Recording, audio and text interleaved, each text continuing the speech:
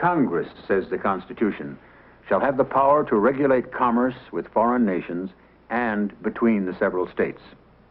It does not, however, define that power in detail or specify how it is to be exercised. What is meant by the term commerce? How much power over it has the federal government? And how much power the individual states? The issue involves the economic welfare of the United States, but it also involves the balance of power between the federal government and the government of the states. It is therefore clearly an issue of the utmost complexity and importance. The Supreme Court in 1824 provided an answer within the framework of a case known as Gibbons versus Ogden, or more simply, the Steamboat Case. It has been hailed as the Emancipation Proclamation of American commerce. The origins of Gibbons versus Ogden go back to October of 1818, when members of the New York Constabulary board the steamboat Bellona. You're going to do what, Constable? Are you the captain of the Bellona? That's right. Well, Captain, I'm here to seize your ship. You gone mad, Constable? Let's throw them off, boys. See this crowbar, my worthy? I'm going to ram it up your nose if you're not off this ship in 3 seconds. If you so much as raise a hand against me or my men, Sonny, I'll clap you in irons. You will, eh, will you? Why, stop it, men! Stop it, you hear? Stand back, you rascals. Pipe down, mate, or I'll clap you in irons. Now, what's this about seizing my ship? Suit has been brought against the owner of this ship, Captain, for unlawfully navigating a steamboat in New York waters. That's a court order authorizing me to impound the Bellona. What do you mean, unlawfully operating a steamboat? You haven't got a license, Captain. This is a New Jersey ship, Constable, operating under a federal license. Sorry, Captain. It isn't worth the paper it's written on. Either you have a license from Livingston and Fulton, or you have no license at all. That's New York law. Damn it, Constable. I've got a license to navigate in all coastal waters of the United States. Are these United States waters or aren't they? They're the waters of the sovereign state of New York, Captain. And nobody's got jurisdiction of them except the state of New York. Next, the battle moved into the courts. In 1820, it was first docketed in the Supreme Court of the United States, fully 4 years before arguments were actually heard in the case. The Supreme Court then consisted of 7 men: Chief Justice Marshall, Justice Todd, Justice Duval, Justice Washington, Justice Livingston, Justice Story, and Justice Johnson.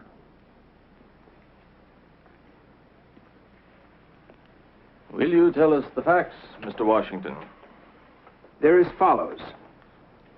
The New York Steamboat Act, passed in 1789, requires that anyone operating a steamboat in New York waters buy a license from the firm of Livingston and Fulton. Aaron Ogden and Thomas Gibbons both operate steamboats between New York and the Jersey shore. Ogden has a license from Livingston and Fulton. Gibbons does not. Gibbons says he doesn't need one. His ships are licensed for the coasting trade by the Federal Coasting Act, which he says entitles him to navigate New York waters. Ogden has sued Gibbons with the view of putting him out of business. The New York courts upheld him. Gibbons is appealing now.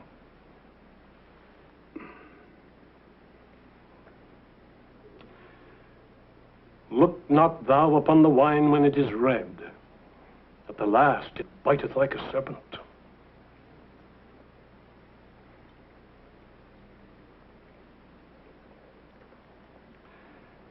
The Federal Coasting Act. Would you illuminate it for us, Mr. Story?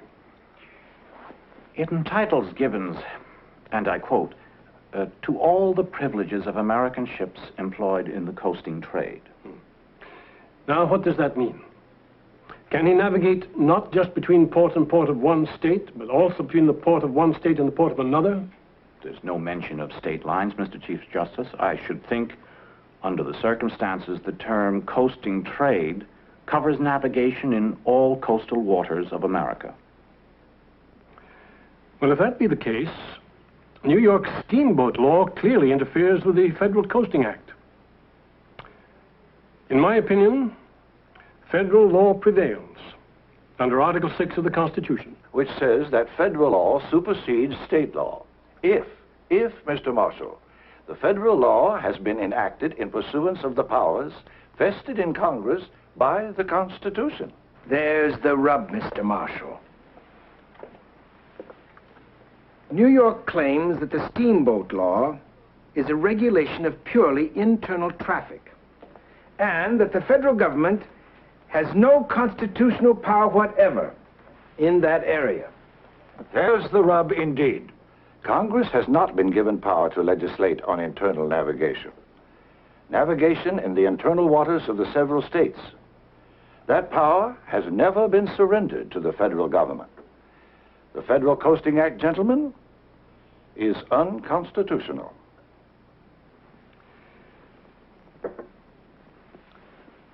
I'm not quite prepared to accept it as a fact, Mr. Duval, that an individual state, intentionally or unintentionally, may block commerce between the states. To do so would be to abandon the very idea of a union. The law in this case, Mr. Chief Justice, permits the law the states... in this case, Mr. Duval, assuredly must conform to the letter and the spirit of the Constitution. To the letter and to the spirit. A pluribus unum.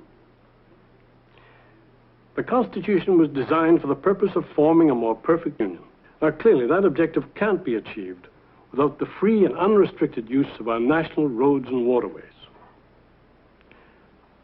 There are state powers which have not been surrendered to the federal government. I don't deny it. But I am not very kindly disposed towards state power with respect to commerce, traffic, transportation, navigation. It was excessive state power in that area that brought us to the brink of disaster before, during our war for independence, and in the years which followed it. I've seen men starve for the lack of a strong hand to check the state's greed and stubbornness, Mr. Duval. I wouldn't wish to see us give them their head in this matter now. Hear, hear. In the following summer, events occurred which were to link the steamboat case with a seemingly unrelated issue, slavery. Charleston, South Carolina, for the first time, faced the threat of a slave uprising. Charleston blacks, under the leadership of a free Negro seaman, Denmark Vesey, had planned to seize control of the town. The plan failed.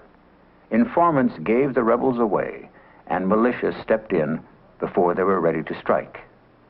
South Carolina reacted sharply, nevertheless.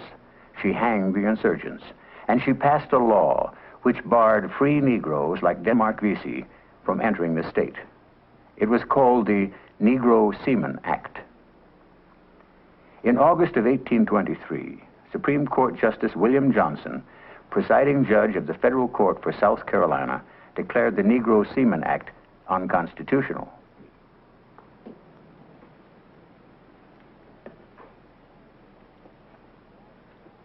The law barred free Americans from crossing state borders. Now, to accept it as valid, to borrow your words, Mr. Chief Justice, would have been to abandon the very idea of a union. Nothing could be more true. What was your argument, Mr. Johnson? I said that the law was, in effect, a regulation of interstate commerce.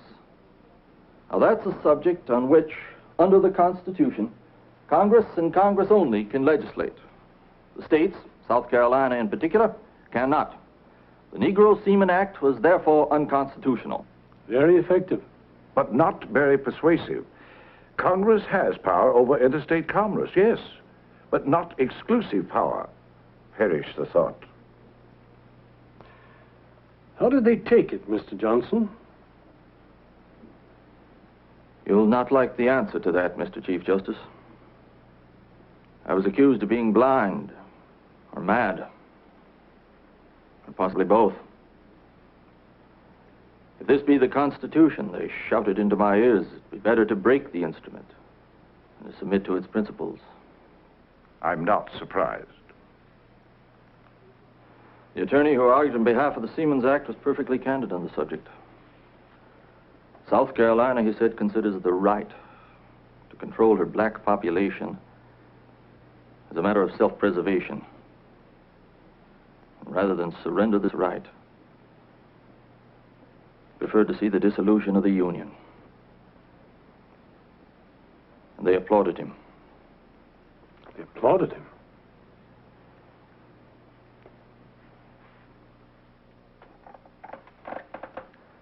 Heartily. I had no idea that feeling of this kind had grown to be so strong.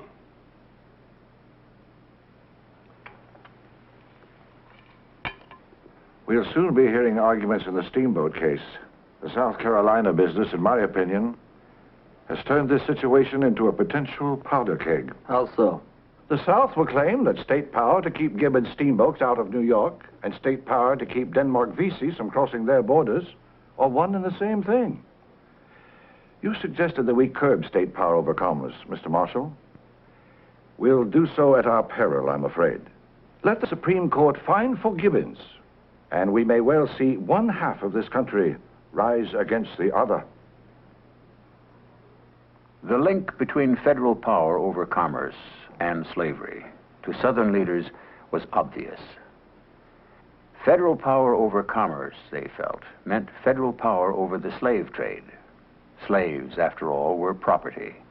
Federal power over the slave trade, in turn, meant federal power to set the slaves free. To that, the South would resist, if necessary, by force of arms.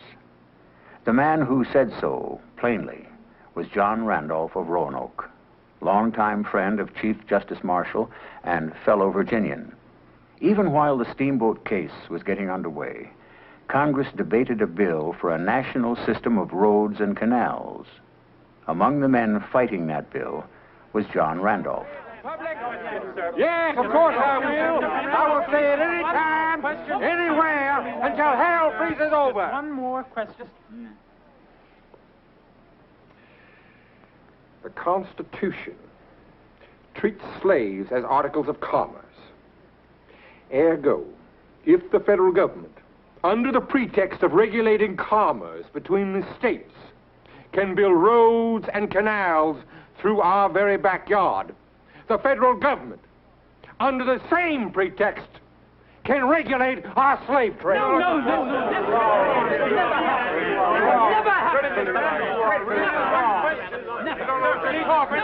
The next step, gentlemen, the next step is the emancipation of every slave in this union. You sincerely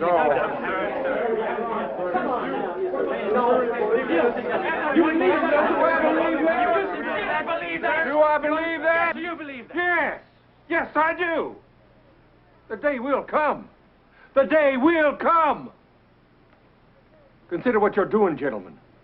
Consider it well. Consider the colossal power with which the federal government is now being armed.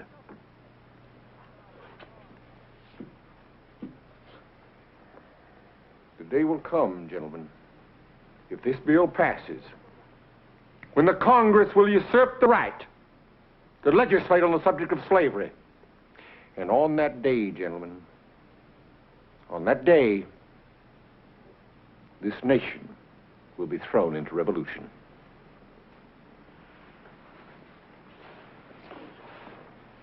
The hearing of arguments in Gibbons versus Ogden before the Supreme Court of the United States began on February 4, 1824. Thomas Emmett, counsel for Ogden, opened it. The power of the state to regulate their internal traffic and trade, Your Honors, has never been ceded by them to the federal government. They may rightfully claim it, therefore, under our Constitution.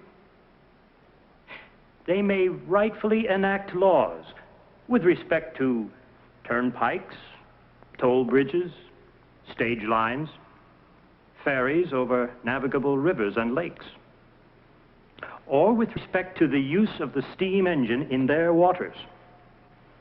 It has been argued that state laws of this kind affect commerce between the states. That is a fact. I don't deny it. We maintain, however, that Congress has not the power under the Constitution to interfere with them. Congress has power to regulate commerce between the states, granted. But this power, Your Honors, cannot be said to extend to the regulation of navigation within the states. Navigation in waters over which the states, under the Constitution, have absolute authority. It's absurd. Can you imagine the web of regulations and restrictions we should have forced upon us? Locks and chains in every canal, taxes and tolls at every state line. As far as the steamboat's concerned, Fulton might just as well not have invented the darn thing. The Chief Justice was quite right. Give the states their head in this matter and it will be dog eat dog. The devil take the hindmost. What can't be cured must be endured.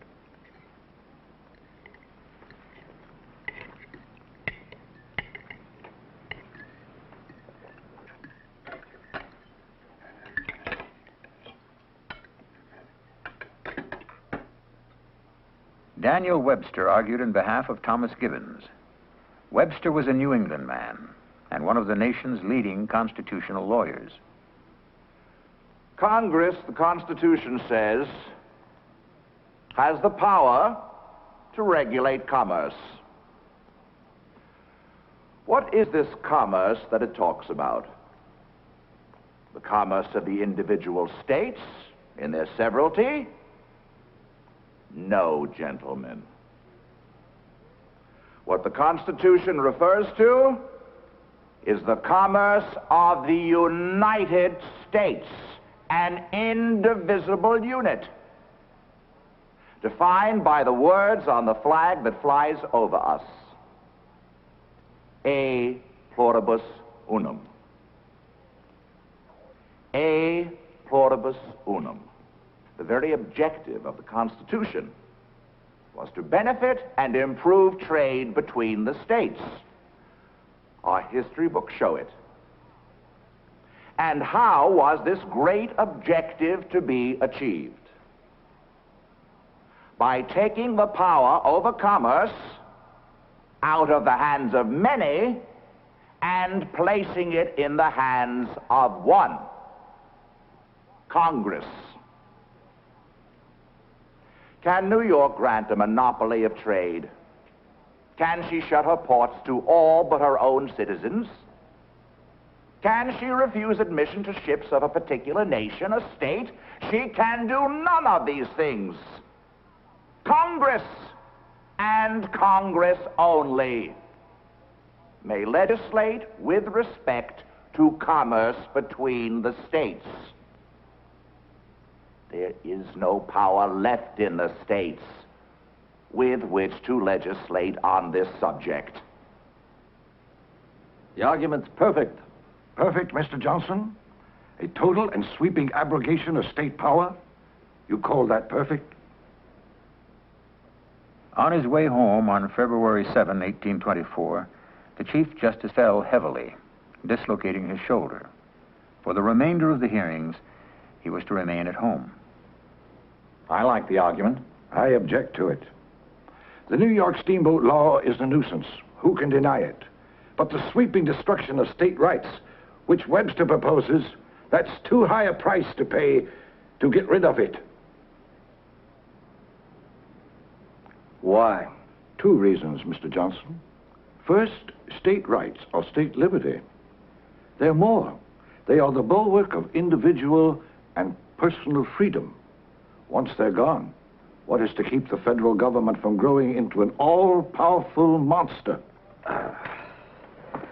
That's an argument I'm heartily tired of, Mr. Duval.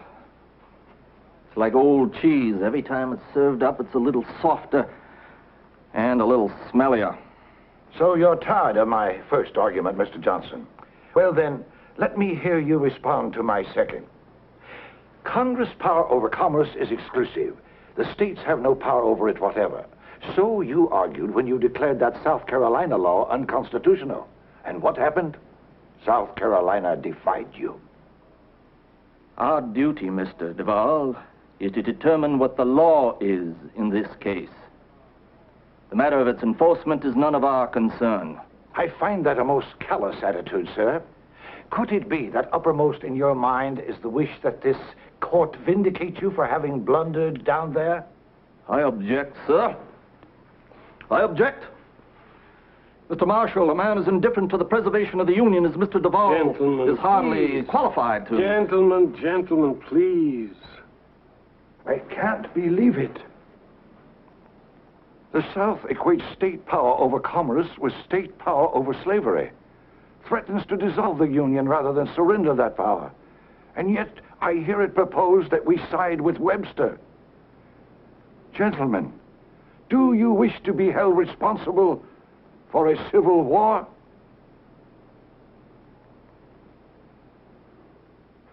Revolution, Randolph. Rebellion, yes. Rebellion? Well, whatever you care to call it, we must defend our rights. By force of arms? If necessary. The other day, my grandson came running into the room shouting, "Grandpa, Grandpa, there's 1,000 big dogs fighting in our backyard." I looked at him sternly. I said, "How many dogs?" Oh, damn your stories, Marshal. You think I'm exaggerating, don't you? I do. Well, you're wrong, Marshal. Take my warning. If this bill passes, it will merely be a question of time before those of us who are unfortunate enough to be or who have been born slaveholders must perish. Or go for the sword. There'll be no need for the sword, Randolph. We have a Constitution we can turn to. To protect us? The Constitution will do nothing for us. I don't give a fig for the Constitution. Sir, I have been brought by experience, and especially by recent observations, to the conclusion at which a man of sense and reflection might have arrived at a priori, that all the mechanics under the sun, Constitution makers least understand their trade. Randolph. I assure you, Marshal, that we have it in our own hands. If we are to save ourselves, we must combine to resist, and do it now, and do it effectively. Randolph, I detect the smell of treason in this room. Treason? Against what cause? The Federal Union. I owe allegiance to Virginia first. I am not ashamed to say it. Virginia, the state that gave me birth. Me and you. We were born Virginian to be Americans. I hope you don't really believe that. I do believe it. With all my heart.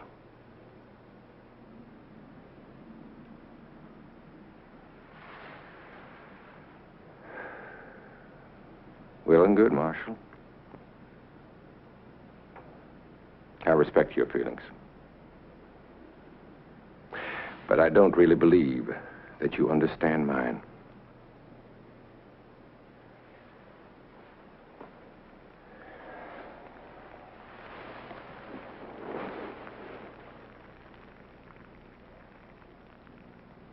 The loss of our blacks will ruin us, to be sure. Yet we can survive that. We will not survive their presence among us free and unchecked. They'll murder us, Marshal. It almost happened in Charleston. Denmark Vesey. Do you remember that name? It was a close call, Marshal. Sheer luck prevented South Carolina from suffering the same fate as Santo Domingo. Ask us to free our slaves, and the South will run red with the blood of its white population.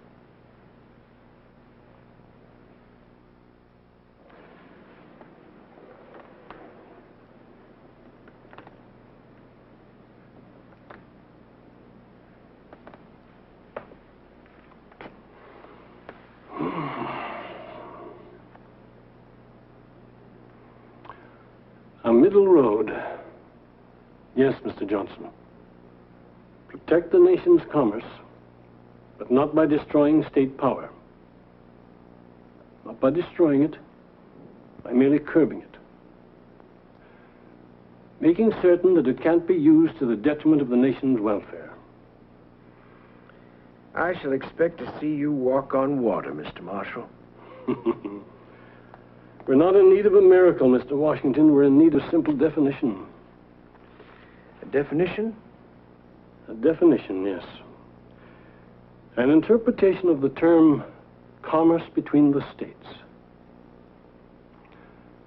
Under the Constitution, what is Congress empowered to regulate? We've been over that before. Taxes, duties. Let's broaden that a bit, Mr. Duval. Buying and selling. The exchange of goods. I'll accept that, Mr. Story. The exchange of goods. But that entails moving them, doesn't it? From one town to the next. From one state to another. Now, gentlemen.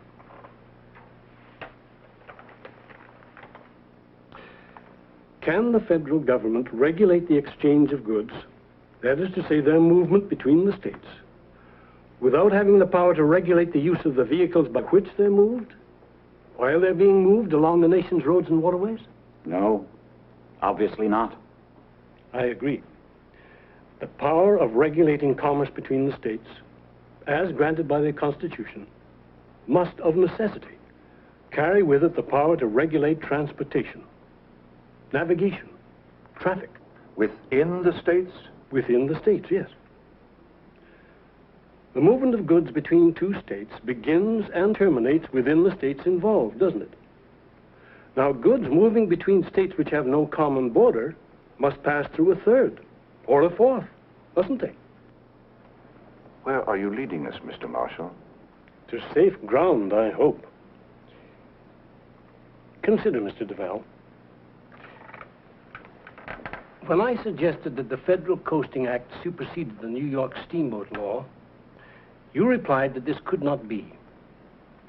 The Coasting Act, you said, was unconstitutional because Congress had not the power to legislate with respect to navigation in the internal waters of the several states.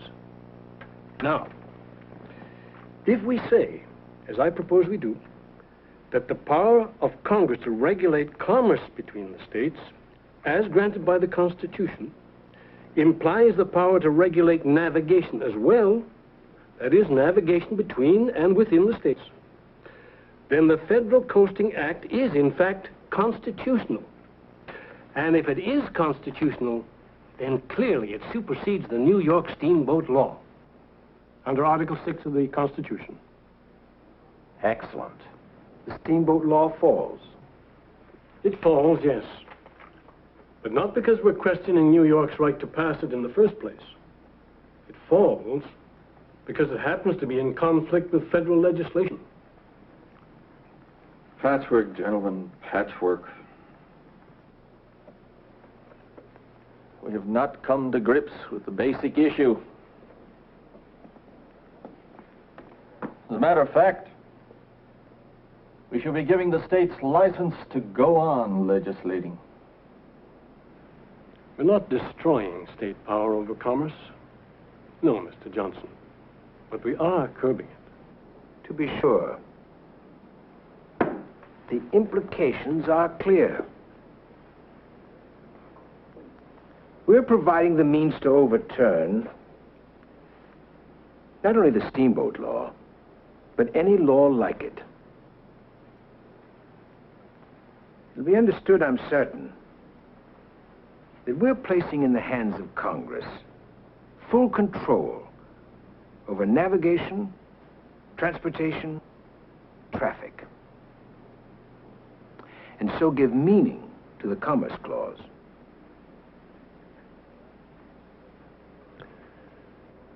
Without destroying the South's power to legislate with respect to matters she considers vital to her survival. Slavery.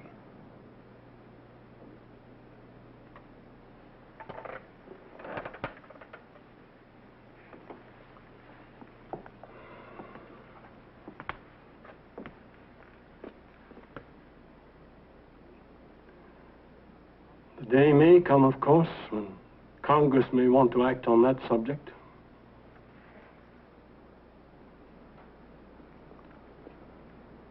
The day will come, Mr. Marshall. The day will come when there will be no room left for compromise. Southern congressmen will have their fair say. Perhaps that, I hope, I pray. The mind can scarcely conceive a system for regulating commerce between nations, which shall exclude all laws concerning navigation, which shall be... On March 2nd, 1824, John Marshall delivered the Supreme Court's opinion in Gibbons versus Ogden. The court held that New York could not exclude the steamboat Ballona from New York waters because she was not licensed by Livingston and Fulton as required by the New York steamboat law. The decision was unanimous, though Justice Johnson filed a separate opinion. Marshall neither destroyed state power over commerce, nor did he permit it, unchecked, to interfere with the nation's growth and welfare.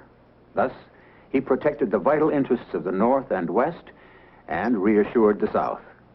The South would go on legislating on the subject of slavery until the issue was decided on the battlefield.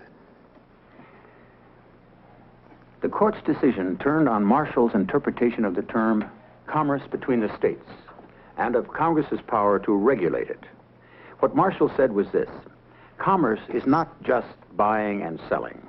It encompasses navigation, transportation.